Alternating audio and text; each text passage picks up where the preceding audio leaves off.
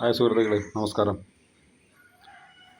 നമ്മുടെ രാഹുൽ ഗാന്ധി എന്തൊക്കെ കോപ്രായാണ് കാണിച്ചു കൂട്ടുന്നത്. പുള്ളിക്കൊരു നാണോ മാനമൊന്നുമില്ലേ? കെട്ടിപ്പിടിക്കുക, എന്നിട്ട് അധിക്ഷേപിക്കുക. അതൊരു സ്ത്രീയാണ്, മറ്റൊരു രാജ്യത്തിൻ്റെ പ്രധാനമന്ത്രിയാണ്, ഒരു സ്ത്രീയാണ്. അങ്ങനെയുള്ള പരിഗണന പോലും കൊടുക്കാണ്ടാണ് ഈ പുള്ളി അധിക്ഷേപിക്കുന്നത് ആൾക്കാരെയൊക്കെ. എന്നാ സ്നേഹിക്കുന്ന പുള്ളി കാണിച്ചു വരുന്ന കോപ്രായ എന്നാ കാണിക്കുന്നത്? പ്രധാനമന്ത്രിയോളം പദവി തന്നെയുള്ള തൊട്ടടുത്തൊരു പദവിയുള്ള ഒരു വ്യക്തിയാണ് പ്രതിപക്ഷ സ്ഥാനത്തിരിക്കുന്ന വ്യക്തി എന്ന് പറയുന്നത്. ആ ഒരു ക്വാളിറ്റി പുള്ളിക്കുണ്ടോ?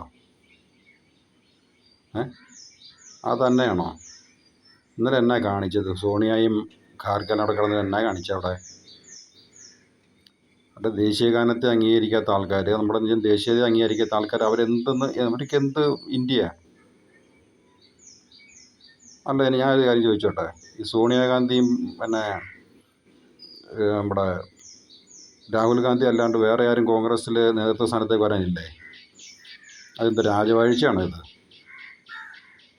രാജവാഴ്ചയൊന്നുമല്ലല്ലോ അനന്തരാവകാശികൾക്ക് അധികാരം കൈമാറാനായിട്ട്. അതൊന്നുമില്ലല്ലോ. ഒരു ജനാധിപത്യ രാജ്യമല്ലേ. അപ്പോൾ നിങ്ങളുടെ ഇതിനകത്ത് കോൺഗ്രസ് എന്ത് ജനാധിപത്യം? ഇന്നത്തെ ഏറ്റവും വലിയ കോടീശ്വരിയാണ് സോണിയാഗാന്ധി, അല്ലേ? ഏറ്റവും വലിയ കോടീശ്വരി 10 പേരിലും കണ്ട ഒരാളാന്ന് തോന്നുന്നു സോണിയാഗാന്ധി. എന്തെടുത്തിട്ടാ? അതൊക്കെ പോട്ടെ. ഈ പുള്ളി തന്നെ കാണിച്ചു കൂട്ടുന്നത്. പാർലമെൻറ്റിൽ ചെന്ന് കാണിക്കുന്നത്. അംഗീകരിക്കേണ്ട കാര്യങ്ങൾ അംഗീകരിക്കണം, എതിർക്കേണ്ട കാര്യങ്ങൾ എതിർക്കണം.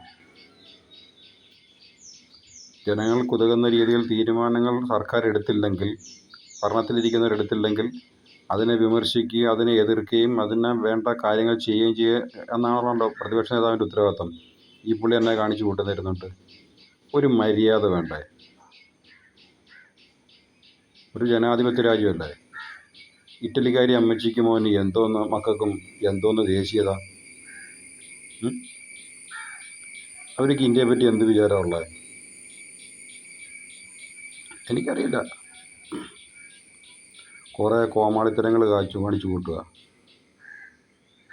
എന്നല്ലാണ്ട് അതിനപ്പുറത്ത് യാതൊരു കാര്യവും ഈ പുള്ളിയെ കൊണ്ടുണ്ടാവുന്നില്ലായിരിക്കും. കുറേ കാലം ഭരിച്ചു മുടിച്ച എന്നല്ലാണ്ട് ഈ ഇന്ത്യക്ക് എന്ത് ഗുണമുണ്ടായത്? ഇവരെ കൊണ്ട് 10-20 കൊല്ലം കണ്ട് ഭരിച്ചു. എന്ത് ഗുണമുണ്ടായത്?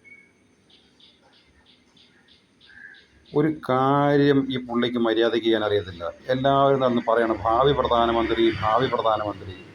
ഇവിടെ ഭാവി പ്രധാനമന്ത്രി ആവണമെന്നതിനുള്ള ക്വാളിറ്റി വേണം. ഈ പുള്ളിക്ക് എന്ത് ക്വാളിറ്റി പ്രധാനമന്ത്രിയായിട്ടിരിക്കാനുള്ളത്? അതെന്ന് പറഞ്ഞാൽ എന്തെങ്കിലും ഒരു ക്വാളിറ്റി ഉണ്ടോ ഈ പുള്ളിക്ക് പ്രധാനമന്ത്രിയായിട്ടിരിക്കാൻ? മിനിമം ക്വാളിറ്റിയെങ്കിലും ഉണ്ടോ പുള്ളിക്ക്? മിക്കവാറും ഈ പുള്ളി ഭാവി പ്രധാനമന്ത്രിയായിട്ട് തന്നെ തുടരും.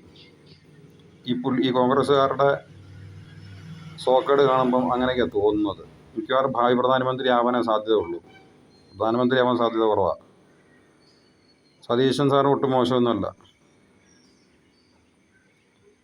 കേരളത്തിലേക്ക് വന്നു കഴിയുമ്പം ഞങ്ങൾ ദേശീയഗാനം ഫുള്ള് പാടില്ല. പക്ഷേ ഇവിടുന്ന് മന്ത്രിമാർ അവിടെ പാർലമെൻറ്റിൽ ചെന്ന് കഴിയുമ്പം ആ തീരുന്നിടംവരെ അവിടെ എണീച്ചിരിക്കും.